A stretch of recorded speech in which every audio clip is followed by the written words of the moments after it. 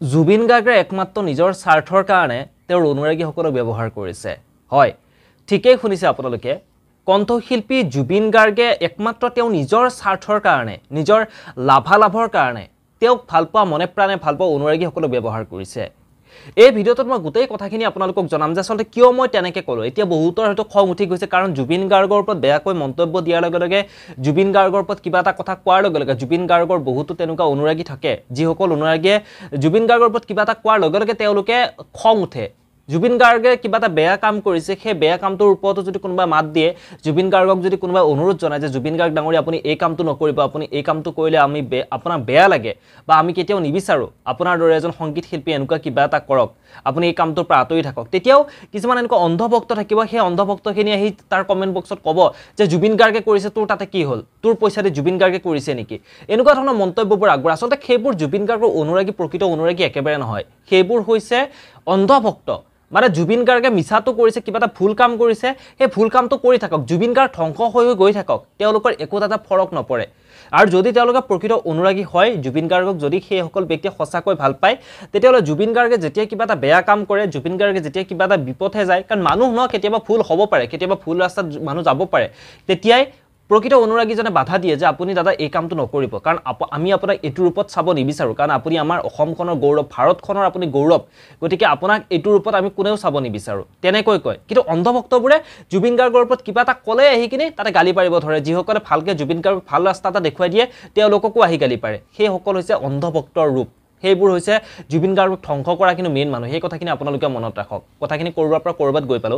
জুবিন গাৰ্গে আচলতে তেওঁৰ যি অনুৰাগী আছে অনুৰাগীসকলক ইউজ কৰা বুলি এটু কাৰণে কৈছো কাৰণ আপোনালোকে গম পায় যে ৰঙালী অনুষ্ঠান যি পতা হৈছিল খানাপাৰাত আজিৰ পৰা দুদিন আগত ৰঙালী অনুষ্ঠান পতা হৈছিল খানাপাৰাত বহু মানুহ সমাবেশ হৈছিল প্ৰথম দিনাখন জুবিন গাৰ্গ যেতিয়া সেই ৰঙালী অনুষ্ঠানত গৈছিল ৰঙালী অনুষ্ঠানত জুবিন গাৰ্গ প্ৰথম দিনাখন যোৱাৰ দিনাখন অলপ বিতৰ্ক হ'ল কাৰণ সেইদিনাখন জুবিন গাৰ্গ যেতিয়া গাড়ীৰ পৰা নামিলে থলং ধপং খোজ ভালকৈ খোজ পাতিব নোৱাৰে আহি তেওঁ গেটখনত ঘূৰি আহিছে কোনোবাই ভিডিঅ' লৈছে ভিডিঅ'টো ভাইৰেল কৰিছে তাৰ পাছতে বিতৰ্ক হৈ পৰিল কাৰণ মানুহে জুবিন গাৰ্গক সেই ৰূপটোত একেবাৰে চাব নিবিচাৰে কাৰণ জুবিন গাৰ্গক সকলোৱে মনে প্ৰাণে ভাল পায় সুখতো হওক দুখতো হওক প্ৰতিটো সময়তে জুবিন গাৰ্গৰ সান্নিধ্যত থাকিব বিচাৰে জুবিন গাৰ্গৰ গীতৰ সান্নিধ্যত প্ৰত্যেকজন ব্যক্তিয়ে থাকিব বিচাৰে জুবিন গাৰ্গৰ গীতৰ মাজতে সকলোখিনি শান্তি পোৱা যায় শান্তি বিচাৰি পায় মানুহবোৰে বহু মানুহে কিন্তু জুবিন গাৰ্গৰ গীত শুনিয়ে মনত সাহস লৈ তেওঁলোকে জীৱন বাটত আগুৱাই গৈ থাকে আৰু সেইজন জুবিন গাৰ্গকে এনেকুৱা এটা ৰূপত এনেকুৱা এক মাতাল ৰূপত কিন্তু চাবলৈ বৰ কষ্ট হৈ পৰে তেওঁৰ প্ৰকৃত অনুৰাগীসকলৰ গতিকে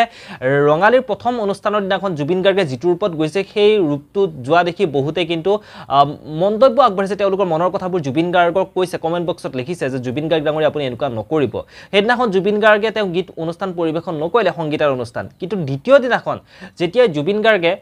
ৰঙালী অনুষ্ঠানতে গীত পৰিৱেশন কৰিবলৈ গ'ল সম্পূৰ্ণতা ব্যতিক্ৰমী ৰূপত কিন্তু সেইদিনাখন জুবিন গাৰ্গক দেখা গ'ল আগতে এনে অনুষ্ঠানবোৰত জুবিন গাৰ্গে যি ড্ৰেছ পোছাক পৰিধান কৰি যায় কিন্তু সেইদিনাখন সম্পূৰ্ণ ব্যতিক্ৰমী ৰূপত তেওঁ গৈছে তেওঁ এজন অন্ধ ব্যক্তিৰ ৰূপত গৈছে সম্পূৰ্ণ চুলি লগাইছে মানুহটোৰ লুকটো সম্পূৰ্ণ বেলেগ হৈ গৈছে তেওঁ ষ্টেজত আহি নিজেই কৈছে যে আজি মই এজন অন্ধ ব্যক্তি হৈ আহিছোঁ আৰু তেওঁ কোনো ধৰণৰ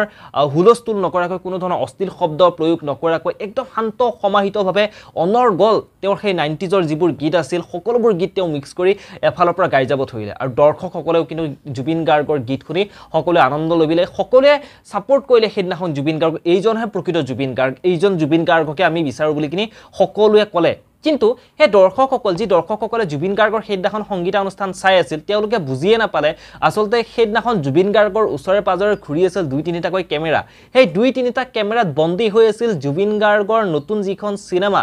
ৰৈ ৰৈ বিনালে সিনেমাখনৰ শুটিং চলি আছিল সেই মঞ্চতেই ৰঙালীৰ মঞ্চতে শুটিং কৰি আছিল যেহেতু তাতে চাগে সেই ৰৈ বিনালে ছবিখনত কৰবাত চাগে ষ্টেজত গান গোৱা কিবা এটা হৈ থাকিব পাৰে তেওঁলোকে চাগে ৰাখিছে তেনেকুৱা গতিকে সেই ভিডিঅ' ক্লিপটো সেইদিনাখন ৰঙালী অনুষ্ঠানত তাতেই লোৱা হৈছিল তাতেই দৰ্শকসকলকো দেখাই দিয়া হৈছিল জুবিন গাৰ্গকো তাতেই কেপচাৰ কৰিছিল সেই ৰৈ বিনালে শুটিংখনৰ কাৰণে আৰু সেই কাৰণে সেইটো ৰূপত জুবিন গাৰ্গে সেই এক নতুন ৰূপত এক অন্ধ ৰূপত যিহেতু তেওঁ ৰৈ ৰৈ বিনালে ছবিখনত তেওঁ শ্বুটিং কৰিছে তেওঁ অভিনয় কৰিছে তেওঁ কেৰেক্টাৰটো হৈছে এজন অন্ধ ব্যক্তি জুবিন গাৰ্গে নিজে কৈ আছে অন্ধ ব্যক্তি হিচাপে তেওঁ হয়তো কেৰেক্টাৰ গতিকে সেই কেৰেক্টাৰতে তেওঁ সেইদিনাখন কিন্তু সেই ৰঙালী অনুষ্ঠানলৈ আহিছিল তেনেকৈ গীত পৰিৱেশন কৰিলে তাৰ মাজতে তেওঁ শ্বুটিঙো আৰম্ভ কৰিলে সেই দৰ্শকসকলে কিন্তু একো গমেই নাপালে তেওঁ অনুৰাগীসকলে ভাবিলে জুবিন গাৰ্গে গীত পৰিৱেশন কৰি আছে ইমান শান্ত সমাহিতভাৱে জুবিন গাৰ্গে গীত পৰিৱেশন কৰি আছে সকলোৱে ভাল পালে জুবিন গাৰ্গৰ সেই ৰূপটো কিন্তু তাৰ মাজতো আছিল কিন্তু এটা ডাঙৰ ৰহস্য সেইটো হৈছিল জুবিন গাৰ্গৰ সিনেমাৰ শ্বুটিং ৰৈ ৰৈ বিনালে ছবিখনৰ শ্বুটিং কৰি আছিল সেইদিনাখন সেই ষ্টেজতে জুবিন গাৰ্গে য'ত গীত পৰিৱেশন কৰিছিল তাতেই কিন্তু সিনেমাৰ শ্বুটিং হৈ আছিল সেই কথাখিনি কিন্তু বহু মানুহে গম নাপালে জুবিন গাৰ্গৰ অনুৰাগীসকলে গম নাপালে পিছৰ মুহূৰ্তত এই কথাবোৰ ওলাই পৰিল বাৰু বাকি যেতিয়া কথাখিনি ওলাই পৰিল বহুতেই সুখী হ'ল বহুতেই সুখী নহ'ল বহুতে অলপমান সেই আৰু কাৰো সকলোৰে মনবোৰ যিহেতু সমান নহয় কিছুমানে ভালেই পালে কিছুমানে অলপমান তেওঁলোকৰ মনৰ ভাৱবোৰ লিখিছে আৰু বিভিন্ন ধৰণৰ বাকি এই ভিডিঅ'টোৰ পৰা ইমানতে বিদায় লওঁ মোৰ মনৰ কথাখিনি আপোনালোকক জনালোঁ আপোনালোকে কি ভাবে জনাবৰ কাৰণে একেবাৰে নাপাহৰিব মই আপোনালোকৰ মতামতৰ বাবে অপেক্ষা কৰিম ধন্যবাদ পুনৰ লগ পাম